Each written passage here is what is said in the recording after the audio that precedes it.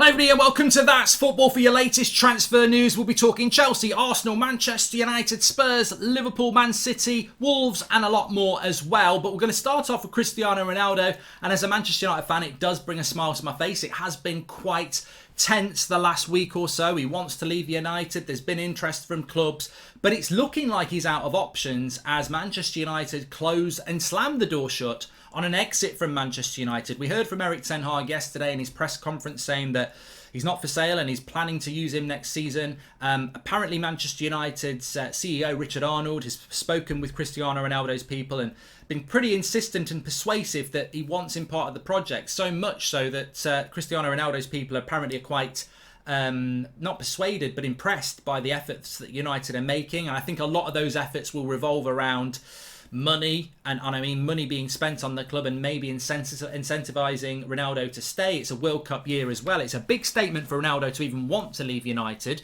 But also, I think I would accept that the options for Ronaldo to leave, I've always felt there is an option for Ronaldo to leave, but it takes work. I don't think they would announce they want to leave without knowing there's a club to go to. And I certainly think there is still room for this to move. Ronaldo has stated that he wanted to leave and it's because of lack of ambition at the club. If United can convince him that there is an ambition over the next year, then maybe he does stay.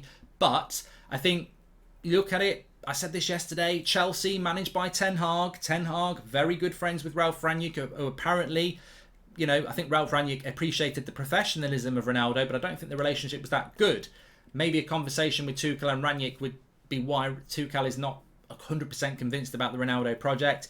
Bayern Munich have always been quite respectful but standoffish. And PSG, could you really have a front three of Messi, Neymar, Mbappe, Ronaldo in that equation? I don't know how you fit them all in. So maybe the options for Ronaldo to push are not actually there. I don't think a return to Serie A or La Liga was ever really on. I really feel it was always Bayern Munich or Chelsea. Getting him to Chelsea, and look, I would say, if you're a Bayern Munich fan or a Chelsea fan, I'm telling you now, he'd be a revelation. He'd score loads of goals for you. And this should not be about football. This should be about whether it can actually happen because the managers of those clubs want it to happen. And remember, Nagelsmann is another manager that's got a good relationship with Ralf Rangnick as well. So, look, hopefully this is moving towards a conclusion where Ronaldo stays at United because United will be a lot stronger for it. There may well be another twist in this story, but at the moment I'm starting to lean towards the fact that Ronaldo will be convinced to stay at United, which would be a real positive for us. What are your thoughts on that? What are your thoughts on that?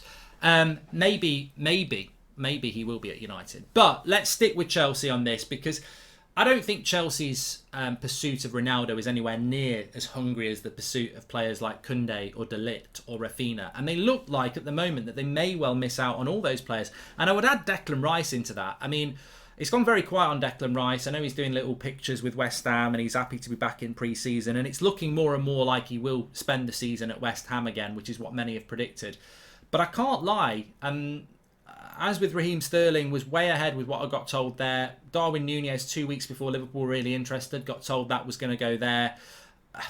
With Declan Rice, I've got to be honest, it's been one of the stories I've been having for a very long time that Declan Rice to Chelsea this summer, I wouldn't write it off. So I've always mentioned it. But to be honest with you, it looks like it's not going to happen. But definitely Declan Rice would love to go to Chelsea. Chelsea would love Declan Rice, but West Ham have... I think West Ham are keeping him a year too long. I really don't understand. Well, I do understand why West Ham are doing it, because he's their best player, but I really do think that this was the summer for West Ham to let him go. You don't have a massively long career, and I think Declan, is he 22 now? I mean, he can afford another year at West Ham, but they're not in Europe. They're not going to be in the top four. So I do think that the people that benefit from this are West Ham. I think Declan Rice should be playing in the Champions League next year and he should be, adjusting to that level of football. But maybe it's not going to happen. Maybe it'll happen next summer. But I would still keep an eye on Chelsea on that. But if it doesn't happen, it's another player Chelsea would like that they can't get. Koundé obviously prefers Barcelona. De Ligt appears to prefer Bayern Munich at this point. And then you've got Rafinha, who Chelsea had agreed a deal with Leeds. And Barcelona look like they're going to take him. Many people wouldn't have the sympathy with Chelsea for that because Arsenal were going to get Rafinha. They'd done a lot of work on that. They were almost there, and Rafinha and Chelsea popped in at the last minute, and now they're going to lose out to Barcelona. But as a bit of a positive for Chelsea, Dembele's going to sign for Barcelona, so you're not going to get him. But Gnabry is now a player that is being mentioned in relation to Chelsea and their pursuit for another winger. Obviously, Raheem Sterling's already gone there. They still do want a striker, but Gnabry is now being mentioned. We know he wants to leave Bayern Munich. Gnabry's a really good player. I like Gnabry. Very two-footed, if you don't know that. Very two-footed. Some would say he's inconsistent, but I do think that the Bundesliga, as good as Bayern Munich are, I do think the Bundesliga leads itself to being a bit inconsistent. And people say you're having a laugh. Lewandowski's not inconsistent in that league and many others. But I do think that Gnabry has got the capability to be more consistent, and maybe in the Premier League, where the competitive nature of the Premier League is just a lot more intense than the Bundesliga, maybe he'd adapt quite well to that. So look, I mean, I'm not a Chelsea fan. I don't know what Chelsea fans think of that, but there's an argument that Gnabry's better than Rafinha as well. I'll just drop it in there. There is an argument. Sometimes these arguments come across as controversial because it doesn't fit with the theme of the day, and the theme of the day is that Rafinha's fantastic because Arsenal, Chelsea and Barcelona want him and he must be a superstar player.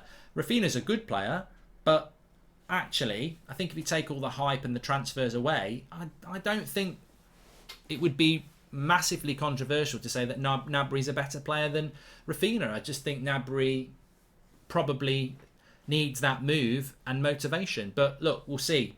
Chelsea will do business. At the moment, their business is quite interesting because a lot of their targets they're not actually getting. But Raheem Sterling, obviously, is their first signing. Liverpool don't really have much to say about Liverpool at the moment. I was on TalkSport at the weekend and I said, have Liverpool got enough? I don't think Liverpool have got enough, really, but they might have enough already, if that makes sense. I don't think they've done enough in the transfer market, but they've probably got enough anyway. And that tends to be how Liverpool work under Klopp, is that's what they tend to do. Man City will still be active. I know they've got Kelvin Phillips and they've got Erling Haaland, but I still think they'll be active. Cucurella, I'm convinced, will go, and maybe they'll get another one in. Arsenal, Tielemans, you're the favourites to get Tielemans. I know that I said that last week. You are looking at some other players as well, but Tielemans is a player that's available for about 30 million quid.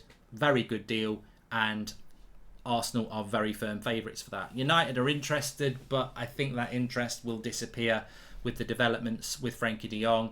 Unfortunately, I think United are looking at Tielemans as a backup plan to de Jong, when actually I think they should be looking at bringing him in as well. Arsenal are prioritising Tielemans far more, and I think they'll end up getting him. Well, no, actually, I don't want to say they'll get him. I just want to say that, because I nearly made that mistake with Rafinha, I know that the talks are going on, and I know that they're deep in with Tielemans. Let's just wait and see what happens with that. Spurs, Conte's not taking the players he doesn't want on tour, which I think is brilliant. He's working the players he does want on tour ridiculously hard. I saw the videos yesterday of people like Son and Kane having to have a breather in between shuttle runs. And I think Spence, obviously, is the right back that they want. That deal is dragging on a little bit. Obviously, there's an issue between Middlesbrough and Spurs on the price. But yeah, look, transfer windows don't always run smoothly. I think Spurs have had a really good transfer window, and I don't think it's going to be a major concern for them if they have to wait a week or two to get Spence in. I don't think their start to the season is going to be massively hindered by when they bring Spence in, because I think they see him as a player that, whilst he might start, he's one for the future that they can take their time on. So I expect Spurs to get that deal done as well. And that's where we are. Apart from, I just want to say, Collins is going from Burnley to Wolves. Interesting player, very, very well liked. He was even being linked to United. Look, there's a reason United, Arsenal, and the traditional top six are not in for Collins, because ultimately, if he's going to play for a top six club, he's not going to go from Burnley to a top six club. It very rarely happens. But a move to Wolves and then a move in a couple of years might be his path. Very impressive for Burnley last year, and a good move for Wolves. I think when you look at Collins, and I have looked at him, he's big, but he's good on the ball. He's relatively quick. He's very good in the air, and I think in a Wolves side that tends to play quite deep and on the break, he should be a natural fit for that defence. And I imagine we'll see a lot of clean sheets for Wolves again next season, with Collins adapting quite well. So it looks like it's a good deal for Wolves. That. on Wolves, I mean, Ruben Neves, I mean, he looked like he was crying at the end of the season at Molineux, ready to go, and those offers just don't seem to have come in. And that's the interesting thing about a transfer window. You can be a player that's, you know, well appreciated by other clubs and think you're going to leave, and then the offers don't come in. And sometimes it can be a saturated market. Sometimes clubs are looking for different things. I remember last year, the centre-back, if you're a half-decent centre-back, you were going to get a move because everybody was looking for centre-backs. But maybe Ruben Neves is going to fall into that category of being a good player, but not quite what people are looking for at the moment. We'll see. We'll see. Anyway, get your comments in below. Thanks everyone for watching. Smash a like on the video. If you're interested in a bit of a watch-along this afternoon, I'm on the United stand. Man United against Liverpool, 2 PM UK time, pre-season match. Join me for that. But I'll see you on the next one. Thanks very much for watching. Make sure you subscribe and all that jazz. I'll speak to you in a bit.